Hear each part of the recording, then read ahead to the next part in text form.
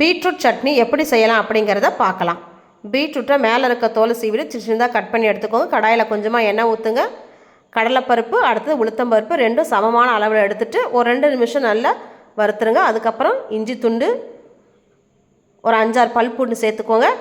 அதையும் 1 நிமிஷம் நல்லா வதக்குங்க. அதுக்கு அடுத்தது காரத்துக்கு ஏற்ற மாதிரி காஞ்ச மிளகா 2 பச்சை மிளகா சேர்த்துக்கோங்க.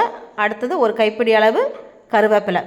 இதை நல்லா வறுத்ததுக்கப்புறமா நம்ம உரித்து வச்சுருக்க சின்ன வெங்காயத்தை சேர்த்துப்போம். அது நல்லா வதங்கினதுக்கப்புறமா நம்ம வெட்டி வச்சுருக்க பீட்ரூட்டை அதில் போட்டு நல்லா வதக்கி விடுங்க. ஒரு 10 நிமிஷம் நீங்கள் வதக்கி அதை வேக விடுங்க. அதுக்கப்புறமா நம்ம அரைச்சி எடுக்கலாம். அவ்வளோதான், நமக்கு நல்லா வதங்கிருச்சு.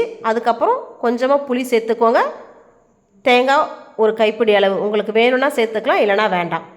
நல்லா ஆறுனதுக்கப்புறம் மிக்ஸி ஜாரில் கொஞ்சமாக உப்பு சேர்த்து கொஞ்சம் கொஞ்சமாக தண்ணி ஊற்றி அரைச்சி எடுத்துக்கோங்க.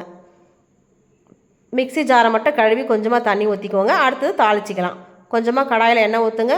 எண்ணெய் காஞ்ச கடுகு, ஒரு காஞ்ச மிளகாய், கொஞ்சமாக உளுத்தம்பருப்பு, கருவேப்பிலை சேர்த்து தாளித்து அதில் கொட்டினீங்கன்னா நமக்கு டேஸ்டியான பீட்ரூட் சட்னி ரெடி. உங்களுக்கு பிடிச்சிருக்குன்னு நினைக்கிறேன். பிடிச்சிருந்தா இதே மாதிரி செஞ்சு பார்த்துட்டு லைக் பண்ணுங்கள், ஷேர் பண்ணுங்கள், கமெண்ட் பண்ணுங்கள், மறக்காமல் சப்ஸ்கிரைப் பண்ணுங்கள்.